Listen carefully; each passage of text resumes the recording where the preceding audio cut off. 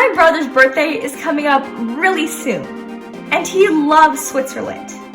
So, for his birthday, I bought him this shoe keychain. Now, I want to put this keychain in this extremely bright box, and I want to wrap this box using this wrapping paper. But how much wrapping paper would I need? Well, in order to find that out, I need to find the surface area of this box. So let's start by finding its dimensions. As you can see, this box is a rectangular prism. Now, there's a special case with rectangular prisms, where two of the sides could be squares, which we looked at yesterday. But what if the two sides are rectangles, as in the case of this box? Now, let's start by measuring the dimensions.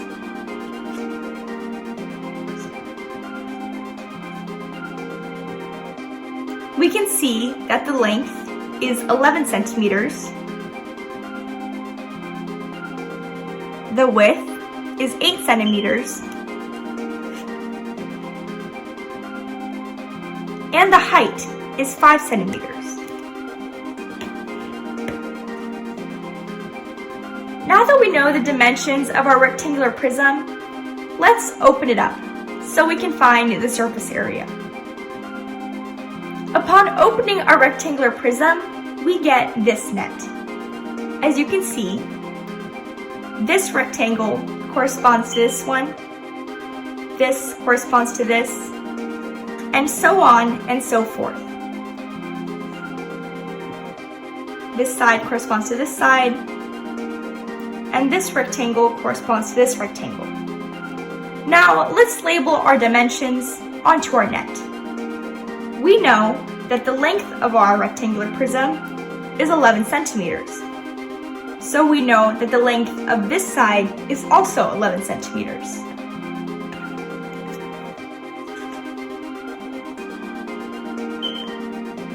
Keep in mind that since these rectangles all share the same sides, that all their dimensions would be the same, meaning that their lengths are also 11 centimeters.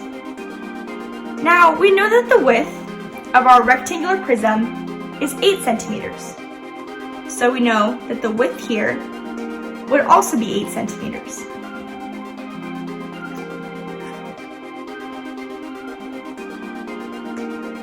Similarly, for this side, the width was 8 centimeters, which means that for this rectangle, the width would also be 8.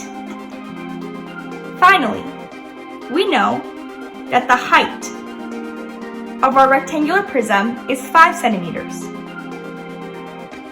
As this is our height of our rectangular prism, we can label it as 5 centimeters. And similarly, for this rectangle, since the height is the same, this height would also be 5 centimeters.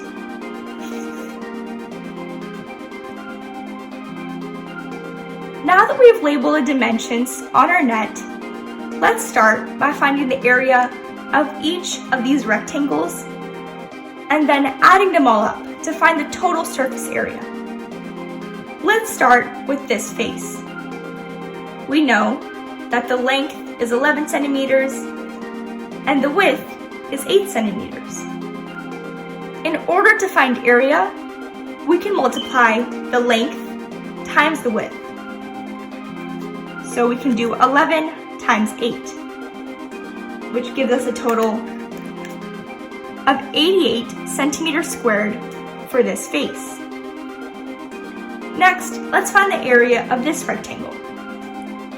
As you can see, the length would also be 11 centimeters.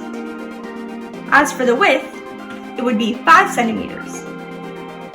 So we can multiply 11 times 5 to get the total area of 55 centimeters squared. Next, let's find the area of this face. We can see that this would be 8 centimeters. Because remember, this face is simply this width. So we know that this side is 8 centimeters times this side, which is 5 centimeters. We can multiply the two values to get an area of 40 centimeters squared. Similarly, for this rectangle, this side is again 8 centimeters, and this side is 5 centimeters, which gives us the area of 40 centimeters squared. For this rectangle, the length is 11 centimeters,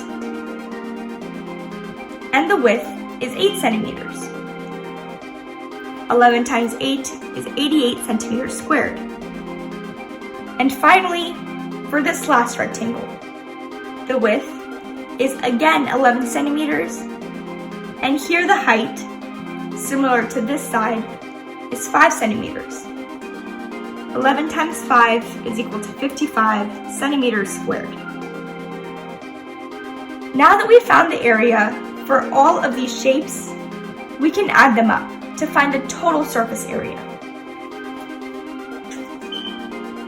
So we can add 88 centimeters squared plus 88 centimeters squared plus 55 centimeters squared plus 55 centimeters squared plus 40 centimeters squared plus 40 centimeters squared to get a total of 366 centimeters squared, which is how much wrapping paper I would need to wrap our rectangular prism.